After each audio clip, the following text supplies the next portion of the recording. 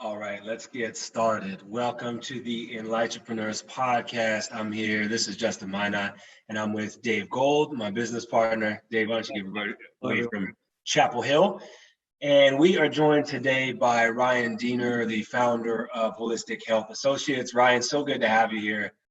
Nice to be here. Thanks so much. Yeah, and thanks for responding to this moment and being able to offer what you have for business owners. So Ryan, Dave, why don't you just talk a little bit more about Ryan and what you love about him? Because I think he's just fantastic. Sure, I do. And before we do that, I want to also announce our sponsor for this program, who is Jonathan Perry, as a wealth management expert here in the Triangle area. Great individual. We'll post links to him. I can tell you that he is not only my personal financial manager, but he's also been a great help with us through every step of this, really committed to his clients, committed to entrepreneurs, and can't recommend him and his services enough. So I want to thank Jonathan for his support.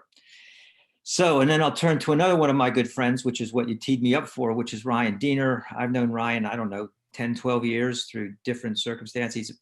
I've always been impressed because he is a complementary health practitioner, which tends to be people that are kind of working out of a shared space or something like this. But Ryan has built a very, very successful business, both because of his business acumen and his commitment to his clients.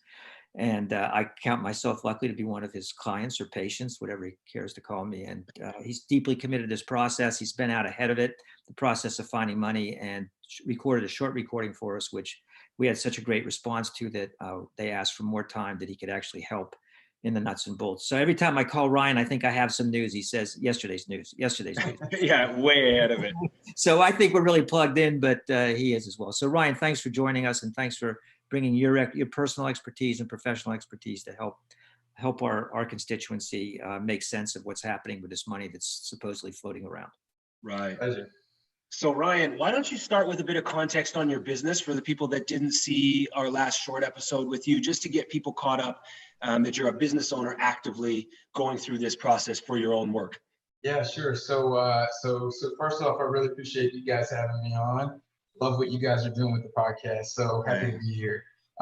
So I'm a small business owner in Maryland. I started as a single sole practitioner. I'm an acupuncturist and herbalist, and it was just me and small room, 15, 16 years ago.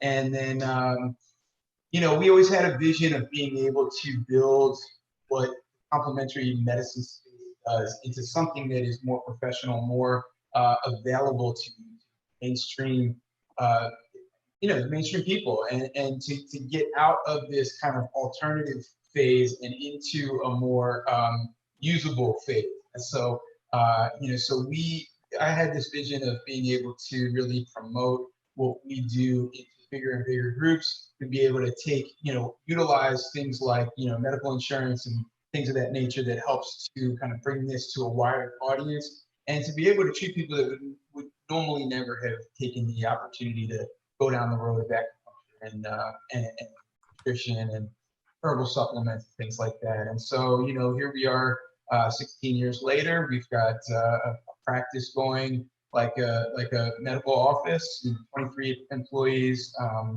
10 practitioners, and 13 administrative support staff. And so here I am, the same way that many of you who may be watching this are, which is not only are we feeling the challenge of this time with on the health side, but we're feeling it on the economic side. My business is closed completely now for 3 weeks today, and it's a real challenge. And so we've just, I've been spending a lot of time working on what we could do, what are the programs that are available, and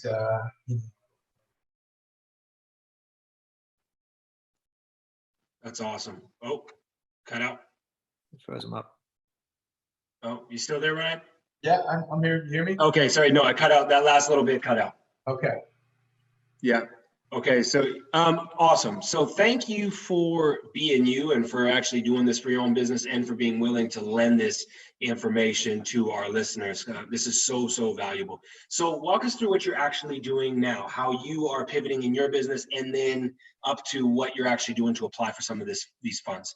Yeah, sure. So as far as the pivoting business goes, right now we're not, we're doing a few things. We've gone into, we're doing some telemedicine. We are filling people's supplements. We're doing, video chat calls if people need to know what supplements to be on and they're not sure. And so we're doing some things that way. But it's like a, drop in the bucket compared to what we're used to. I was telling somebody yesterday, it's like taking one of those little small circular Band-Aids and putting it on a big gap. So right now, the way we are handling this is we're doing everything we can. I've kept a few people on staff whose main priorities are to improve the efficiency of operations for when we return. Okay. And so we're putting our emphasis on the return and kind of riding this out in the meantime. So you're working on the business, not in the business, right? That's right. All the behind the scenes stuff. Yeah. That's right. So that's what we've chosen to do. We're not in a business, or at least I wasn't smart enough to come up with something to quickly pivot. And so I felt like the best opportunity we had was to really prepare for the return in a way that's going to allow us to serve more people, in a higher quality way once we're back in business. Well, and that's because, from our last conversation, you really prepared yourself as a business owner with all of the unsexy stuff before, right? Like having reserve funds and all that. So you're able to navigate this crisis that way, at least for the time being, instead of having to make major pivots in your business. You're well positioned to ride out the other side. What were some of the other preparatory things, just for future reference for people, that positioned you to do what you're doing right now? Sure. So a couple of things. So first off, I think, as everybody knows, an emergency fund, just like you do with your personal finances, we have with our business. We take a small portion of every, basically we call it an expense, and it's a savings expense. It's an emergency fund expense. So every month out of our revenue, we put a small amount, usually it's about 2%, 3%, into a emergency fund. And that's built up over time. And that's given us a couple of, basically a month or two to deal with for other things. And so it's not fully where it should be. So that was the first thing. Second thing is, I have a quick question on that. Was that just out of yours, or was that like everyone contributing to that fund?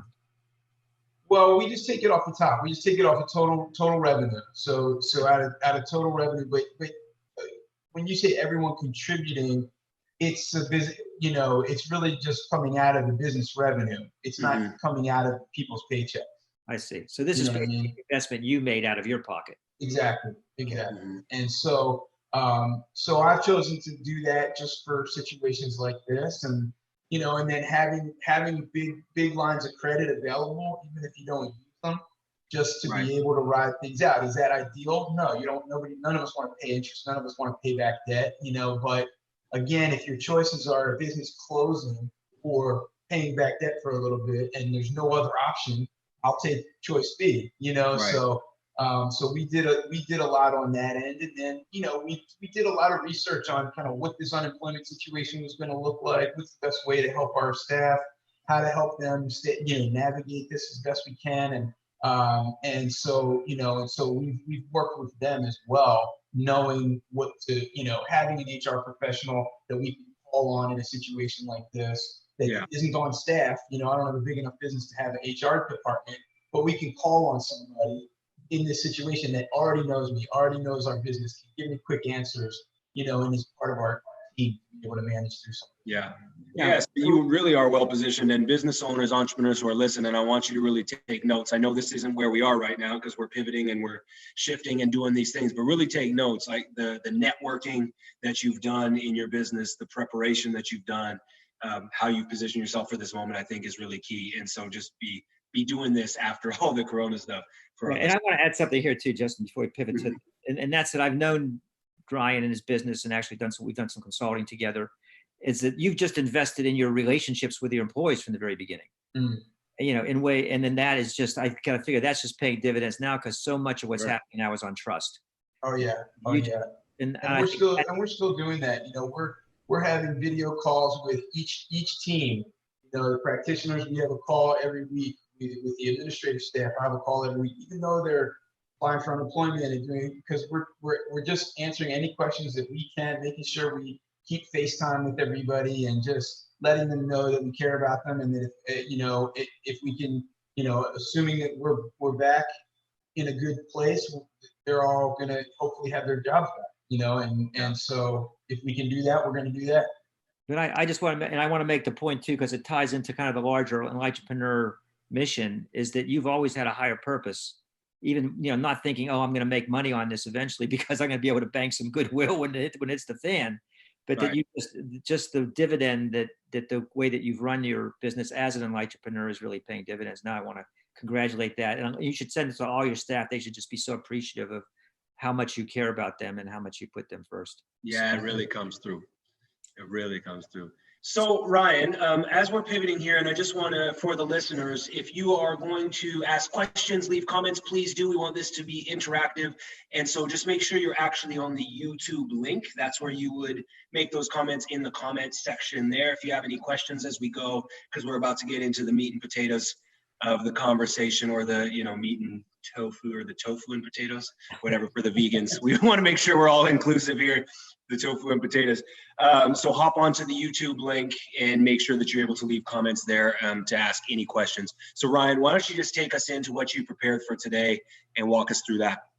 Sure. So just, obvious caveat, I'm not a banker, I'm not an accountant, I'm not an HR professional, I'm a small business owner just like you. So what I'm reporting is all secondhand. This is not knowledge that I have, come up with by understanding the ins and outs of legal, the legalese of some of this stuff. But it's really just from networking with the professionals that we work with, being on a lot of webinars around this, and to really just trying to understand as much as I need to, just like we all do as business owners. We want to understand enough to make good decisions, and then allow the professionals that are on our team to really guide us. And so, this information is secondhand from my accountant, my attorney, my HR professional, my bookkeeper, and anybody else that I could have talked to that is a step ahead of me in this process.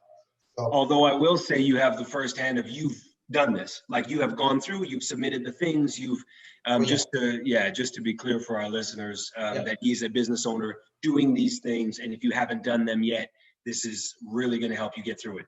Oh yeah, we're taking action as fast as possible, and I encourage everybody who's watching this to do so also, because things are happening very quickly and they're changing very quickly. If you're watching this on Friday and we recorded this on Monday, there could be some things that just are antiquated already. So if I was giving this talk last Thursday, it would have been different. I had to change a couple of things, and this is a Cliff Notes version. This is make sure you know these things. This is not all the details that you'll get if you watch one of these from your attorney or your accountant. This is what's important to you as a business owner. Now go get more information if you need it, but this is what you want to really make sure you're doing. So just to say that, but we're taking action. We've already submitted every application available, and I'm looking for diamonds in the rough now. So I'll talk a little bit about that too. That's great. Okay. So launch in. Where do you start? Where did you start? Where should people start? What's the State of the Union? So the State of the Union is that the things that came out first are usually not the best options, and so what's come out more recently with the stimulus bill is the one that most of us are really pushing into, which is called the Paycheck Protection Program. And so I'm going to share my screen, and I'm just going to go through a couple of quick slides on this. But basically, the overall, to answer your question, Dave, is that there are federal options and there are state options and there are local options, and then there is what we call other, which is kind of random. I'll talk about a little bit at the very end because it's not as important. All right, so I'm going to share here. All right, can you see that? Yes. Yep, we're on. Okay. So I'm going to just leave it up in this format so that I can still see you guys.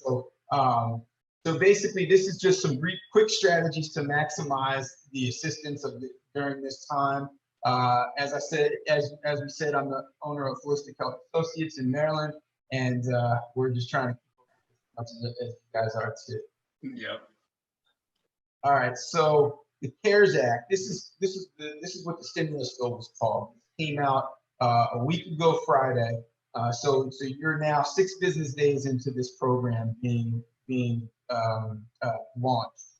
There are a few different pieces of it, and different sized businesses are going to have different components of what you want to focus on. But most of the people watching this, I imagine, are running businesses that are less than 500 employees, and so that's where we are. And so this has been our primary focus. The most important aspect of the CARES Act is the Paycheck Protection Program. You're eligible if you have a business of 500 employees or under 500 employees. You're also eligible if you're a sole proprietor. You're eligible if you're an independent contractor. Just because you're a business of one doesn't mean that you shouldn't be paying attention to this program. The program, I didn't put this on the slide, but this program is $350 billion. That's how much they've allotted for this program. There are 30 million small businesses in the United States. And if my math is correct, that's less than $12,000 per small business.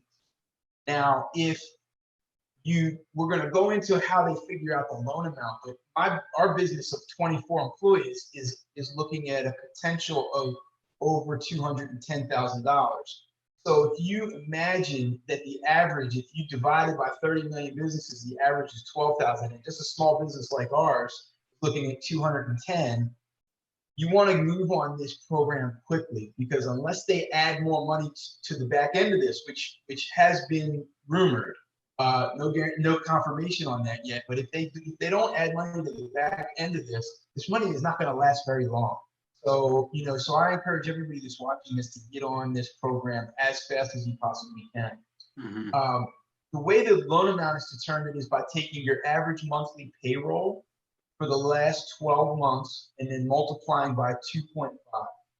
Okay, 2.5 times your average monthly payroll. The forgivable, and the big thing about this, and the reason why all of this has become such a big program, is because even though it's being called a loan, the 100% of this loan is being deemed forgivable if it's used towards payroll, paid time off, health insurance premiums. That has to be 75% of what you use, and then the other 25% can go to rent, utilities, mortgage interest. So because this is forgivable, this is what everybody's been looking for. The loan that we'll talk about next is really good, and the terms are great.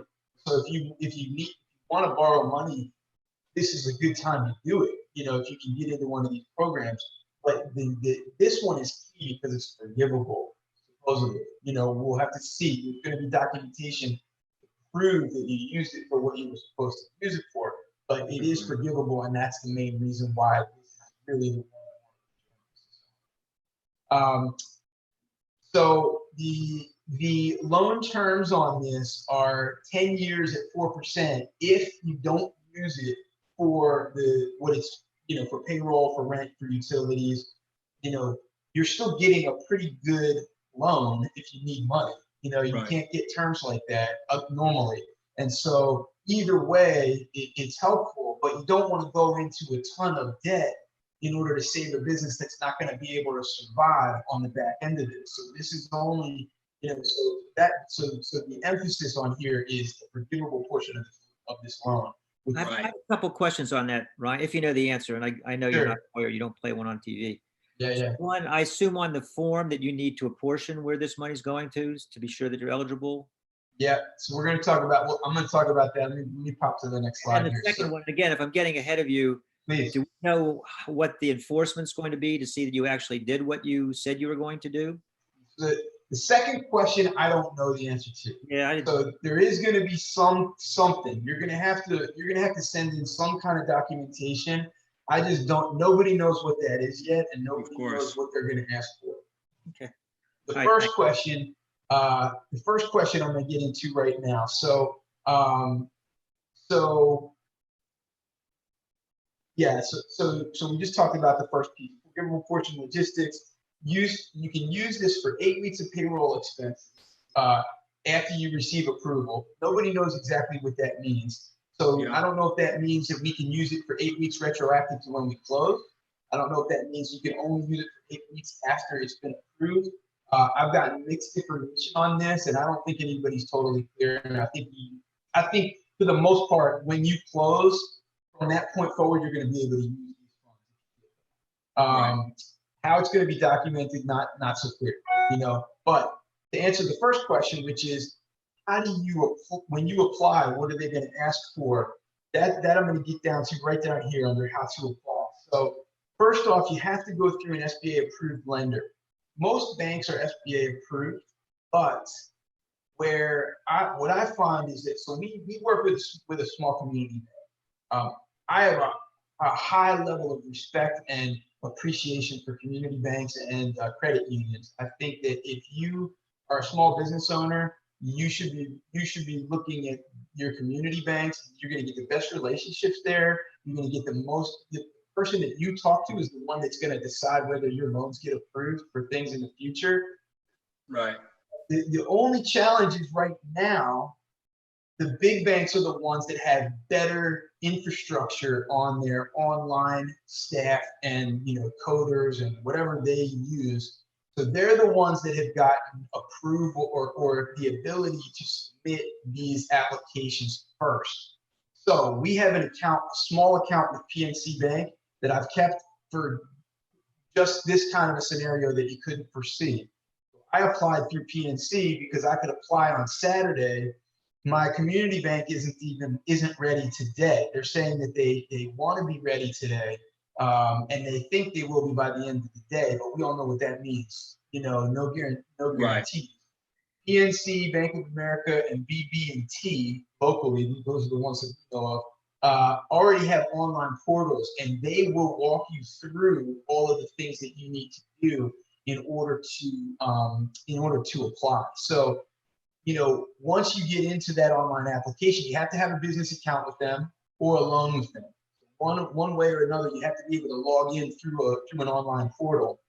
Some of the banks I'm noting, at least this was for Bank of America, that you actually had to have a business account and some sort of credit with them or some sort of loan with them. So I don't know how they're going to be navigating that, and if that's just a way of filtering people out.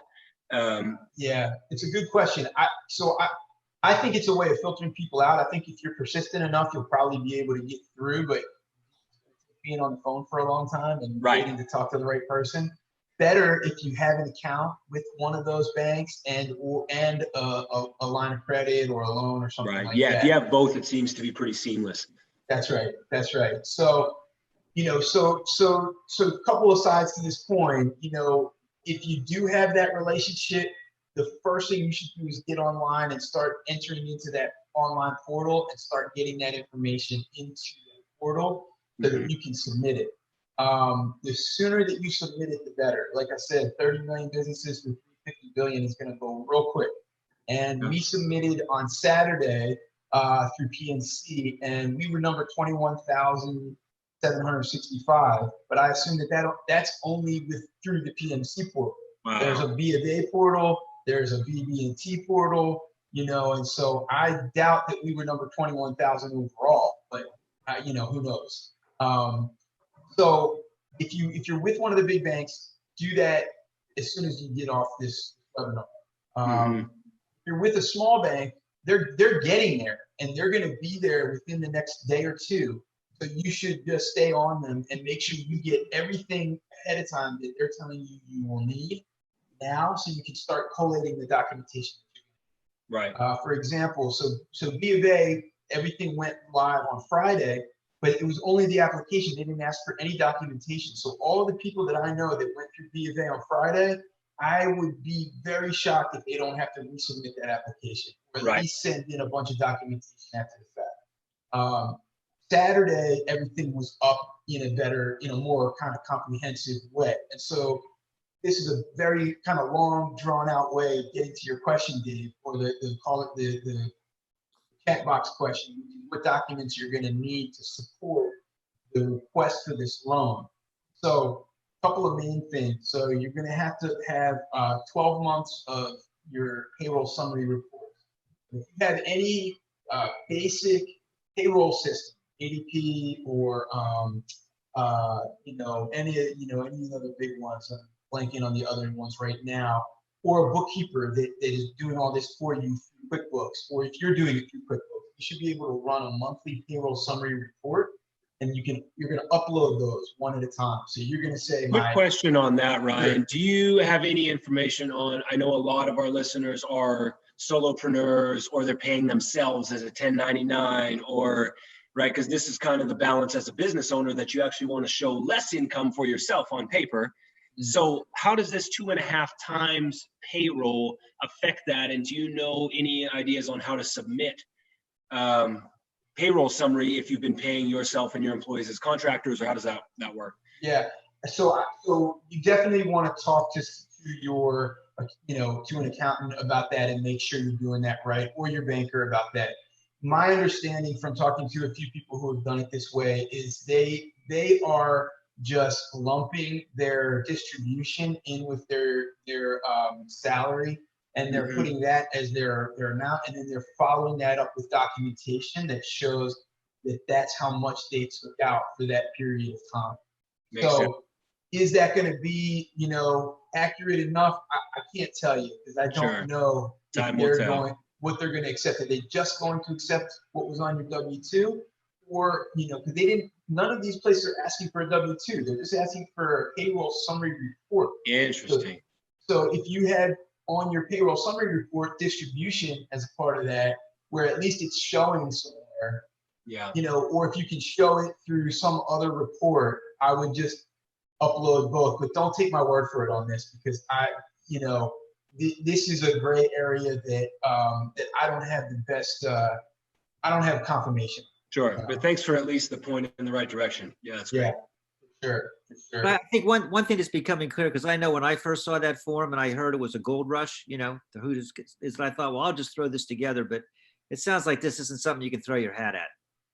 Yeah, you got to put some time into it. I mean, I spent about 3 hours just getting all the, we all have this information, but it's, we don't have it in one place. You know what I mean? So, and the first version of this that the banker told me I needed had all these other documents that we didn't end up needing. And then the second version had an application that wasn't, I needed to redo. And then the third version, which is the one that came out Friday afternoon, is the one that's accurate. And so, so I've done this 3 times now. So, but at least you had your stuff together, right? You had your. Correct. All right. So continue going through what else people need on that. Okay. So 12 months of your payroll summary report. So that's your monthly report. And again, if you're a solopreneur, just print it out off your QuickBooks file, or wherever you're keeping your numbers, so that you have documentation of this. That's what you're going to upload. Okay. The last 5 quarterly reports. So in our case, as a corporation, though, that's called Form 941, submitted to the IRS.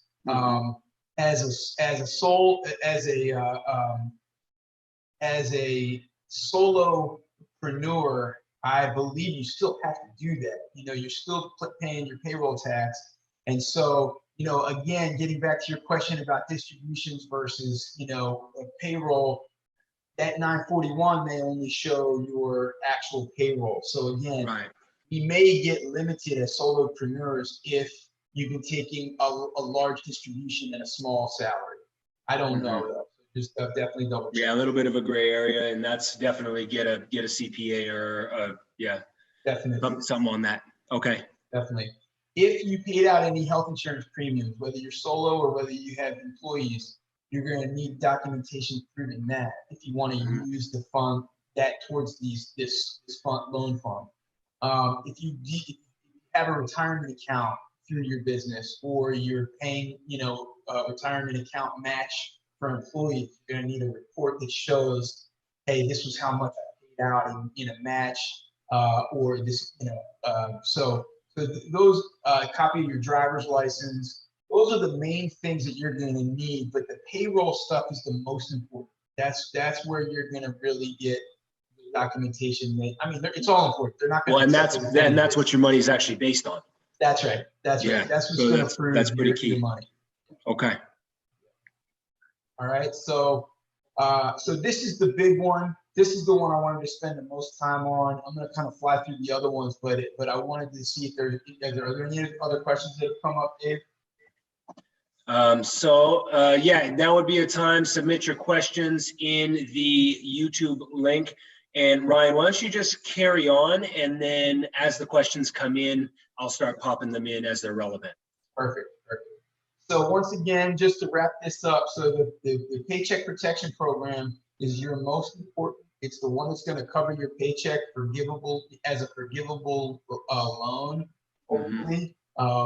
And you can only do it through a bank, and you have to get on it right away, in my opinion. So I would talk to your banker, anybody that you have a business checking account with, and this is a good lesson for the future. Just let's build those relationships.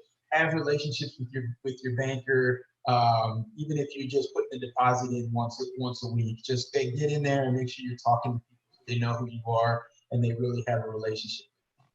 All right. Next one is the economic injury disaster loan, and this is also through the SBA.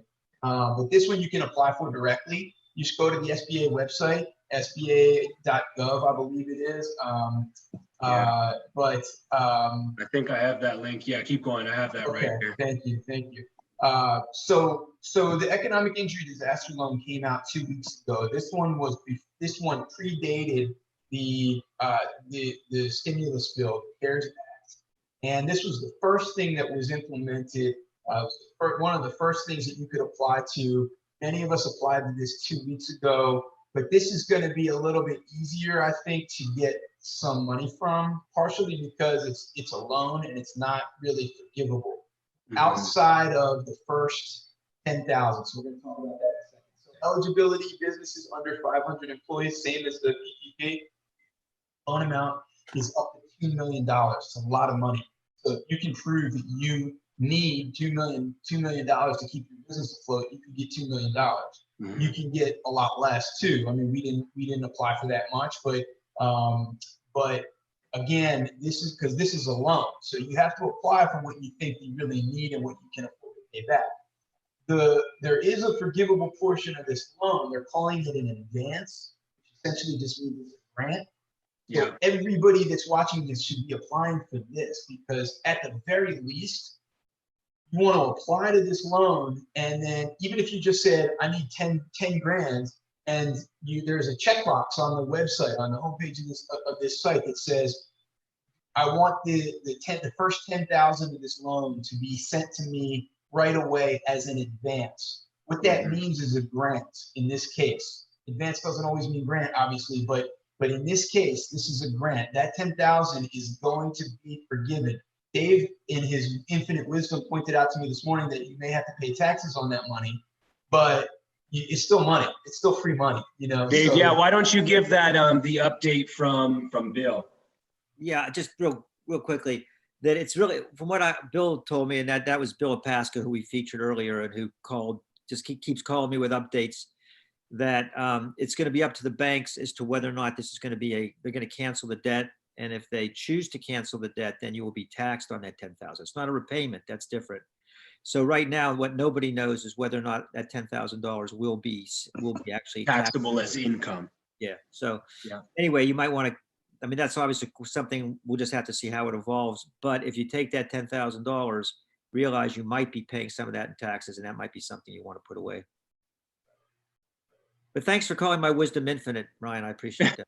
It is always. And the direct link for those who are listening, it's COVID-19 relief.sba.gov, G-O-V. And I'm sure if you just go to sba.gov, you'd be able to find that as well. But it's COVID-19 relief. The 19 is a number, .sba.gov. All right, keep rocking and rolling. Okay, so just real quick to finish up on the EIDL. So the loan terms on this are 30 years at 3.75%.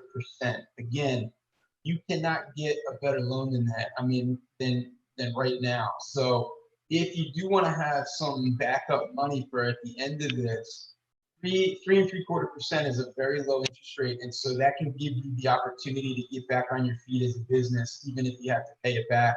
and over 30 years is a long time. It's like a mortgage, you know. So that's a significant benefit to going this direction. Now, real quick, as it relates to these two loans side by side, you cannot take them both out and use them towards the same expenses. So if you get the Paycheck Protection Program funds and you get the EIDL, you can roll the EIDL into the Paycheck Protection Program, so you don't have to pay that back. It may be forgivable, but you can't use both. You can't say, okay, I got this much from the PPP and I got this much from the EIDL, and they're both going to go towards payroll. You have to separate out what you're using each one for. Right. So that's a caveat that you just want to be aware of, and talk to your accountant, talk to your bookkeeper about that. They're going to be able to give you some strategies on that that'll really. It seems from the jump, though, as a general outlook, that this one, the economic injury disaster loan, is a lot more flexible, especially that first 10,000, in terms of what types of things you can use it for. The other one is very, you got to jump through payroll or rent or, you know, those types of deals. Absolutely right. Okay. So that is the EIDL. Again, this is the Cliff Notes version of this. You know, there's a lot more kind of details, but these are the big things that you want to be aware of as a business owner and why we're putting them in this priority. All right, so then other things to be aware of. So on the federal side, there is the Families First Corona Act, which means that any business that has 50 or more employees is required to cover two extra weeks of PTO and 10 extra weeks of paid FMLA, Family Medical Leave Assistance, at 2/3 of the employee's regular salary.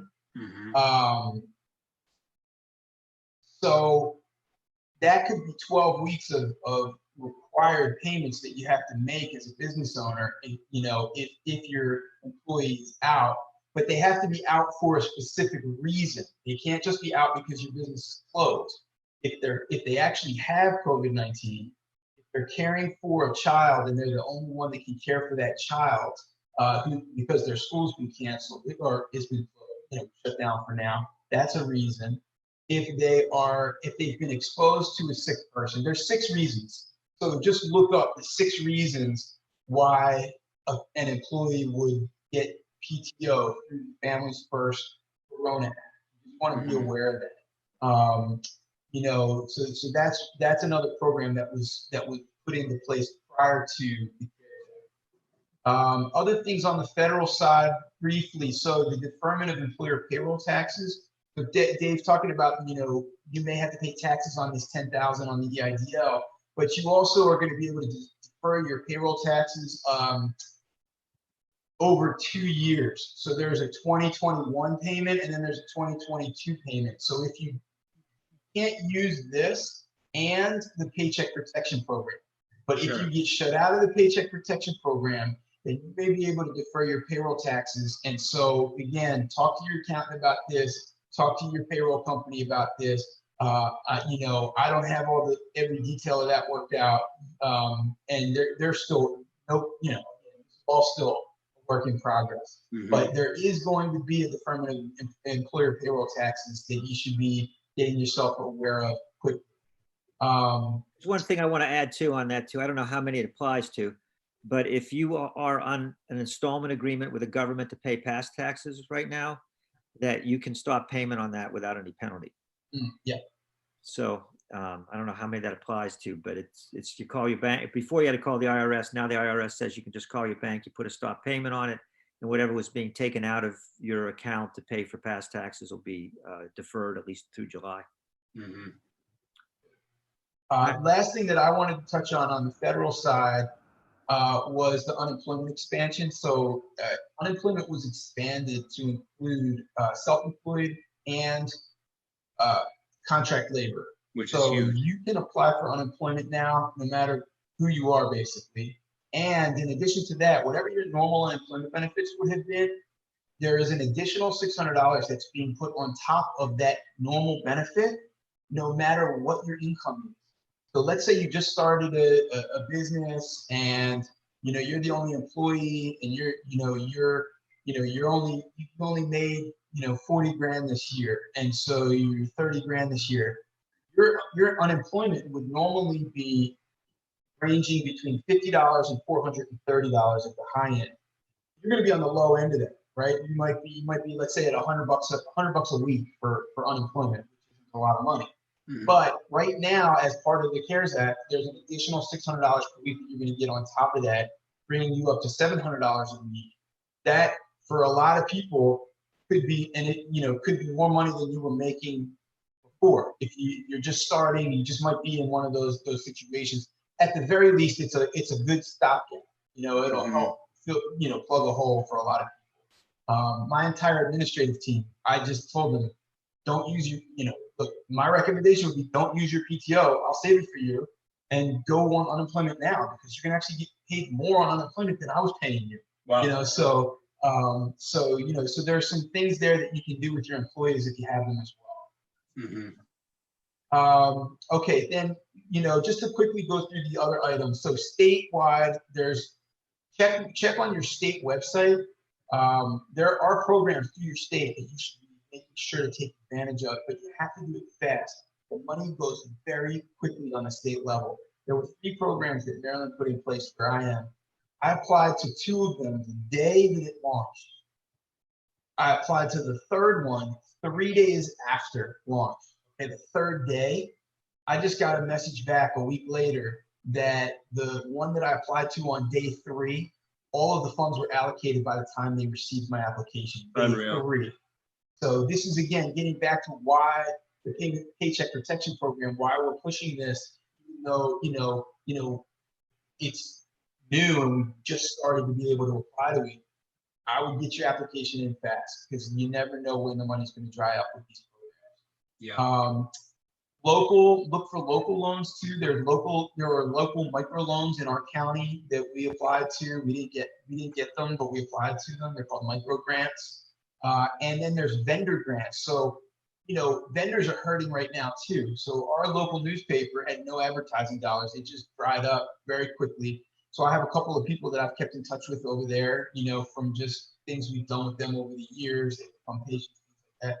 So they started a grant program because they wanted people to advertise during this time, because who's going to spend advertising dollars during a pandemic, right? Mm.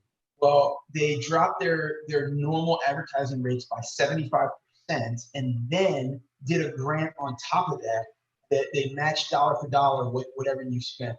So you're taking out a $1,000 ad for $250, and you're spending $125. Wow. So just keep that in the picture too. There may be some creative things that you can do to either stay in front of your customer base if you have the ability to do so, or at least potentially get some kind of credit down the road. Can you prepay for gift certificates at a 50% discount from some of your vendors?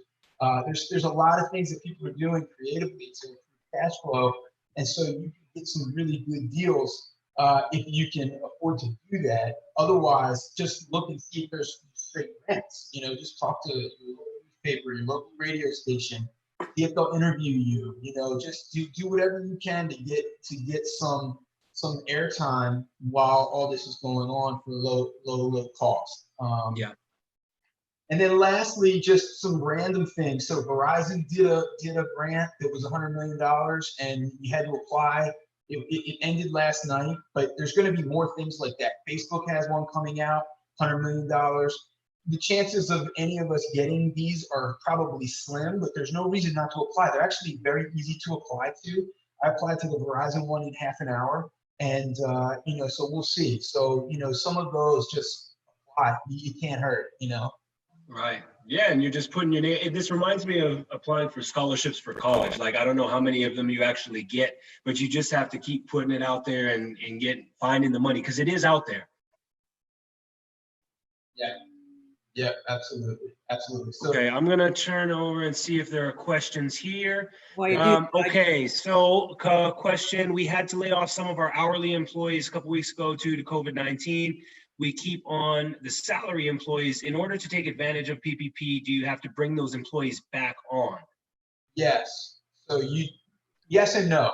It depends on when you let them go And it depends on what, technically that money is going to have to go towards paychecks for those employees.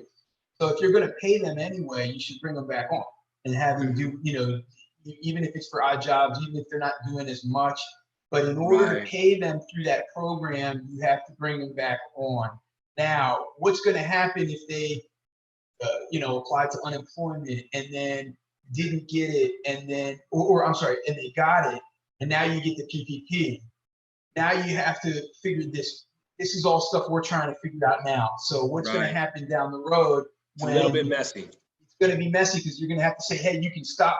Either they have to stop getting unemployment, because you can't pay them on top of unemployment. Right. But if you lay them off and you bring them back, you definitely have to bring them back in order to pay them. Or if you laid them off and they were out of work for 4 weeks and you pay them for 4 weeks, you don't necessarily have to bring them back, because you can prove that they were out of work for those 4 weeks before you laid them off. So it depends on the timing on all of this, but technically, yes, they need to be back if you want to continue to pay them after. Right. What a crazy situation. And thanks for that question, my friends at Indulge Catering. Great to see you. And then just a comment from Shoshana Hamburg. She's saying that NC unemployment site has been very challenging, and this is at North Carolina. And for sole proprietors, currently the site doesn't work for us and people are getting shut out. So just so you're aware of that, but you just got to keep checking back in, because this is a brand new situation. The country really doesn't know what to do with this. And I think this is even, it feels a bit different than, just like a recession, a depression, things like that. This one is very, very sudden and trying to react very quickly. And it seems like it's making a lot more mess than it is solving in the meantime. So yeah, so just stay abreast of all those situations and stay on that type of stuff. I just got a text in from Bill. Yeah. Some of this is what Brian's already covered, but it puts a finer point on a couple of things, which, as Brian said, you can apply for both the PPP. And Bill Opaska is a CPA, by the way, for our listeners. Right, and you can find his, we posted his podcast up on the website as well. Mm-hmm. But as Ryan said, that as long as 75% is used for payroll, the loan will be canceled in the full amount. And there will not be any taxable event for that. So that will not be counted as income, whereas the EIDL right now, it's unknown whether it's going to be counted. Right, it's up in the air. Yeah. All right. So if we can summarize this in an overarching, I feel like there are a few themes that have come up in this, Ryan. What would you say, like top three, like what is it? So top three things I think as an overarching theme are just move quickly, don't wait, be on the front lines of this, and that's the biggest thing in all of this. Mm-hmm. Second overarching theme is, at least again, this is from my perspective as a small business owner, apply to everything. This is like a throw everything on the wall and see what's the situation. We're going to have to deal with the mess on the back end of this, but for now, because it's so unknown what we're going to get, if we're going to get, how much we're going to get, I would just apply to everything. So that's the second overarching. And then the third overarching theme is just for future reference, relationships with people like your banker, your accountant, your attorney, your HR, contracted employee, and anybody that you have that can help with expertise around these things saves you an immense amount of time when things hit the fan. So yeah, I have a lot of appreciation and respect for it. Yes. Yeah, and I wanted to speak to that too, Ron. I know right now a lot of us are in kind of survival mode, but the fact that you have generated goodwill with all of these people is paying such dividends. And anyway, I can't say enough. And it's been true in our podcast too. The people we've been able to bring on are people that we have just generated goodwill with. And it speaks to the viability and the favorability of running your business the right way and really caring about everyone you're dealing with, including your service providers. Awesome. Well, thanks so much, Ryan. Thanks for being on the front lines of this and for giving us some of your time as you're pivoting and doing all these things. And if I could add just even one more point to this, is just stay resilient. Like just keep after it, keep going. And, we're going to be crossing these bridges as we get to them, right? That's what it is. And that's what we do as entrepreneurs and business owners. Anyway, we get paid in proportion to the problems we solve, pretty much. So keep solving problems in your own business, in your own life. We're going to get through this together, and reach out to us if you need any help with any of that as well. And I also want to once again thank Perry Planning Group, Jonathan Perry, the certified financial planner, wealth management for family and businesses, and talk about someone who could really be helpful right now if you want. And he answers my messages, you know, he returns his calls, be a really valuable asset. And you can find him on our website also at perryplanning.com. Great guy, great resource, great connections, bankers, everyone else. And I just thank him for making this episode, helping make this episode possible, and also can't recommend him enough to our listeners. Yeah, big thanks. All right. Stay up, everybody. Stay well, stay healthy. Love y'all. Talk soon. All right. Thanks again, Ryan. Good to see you. Yes.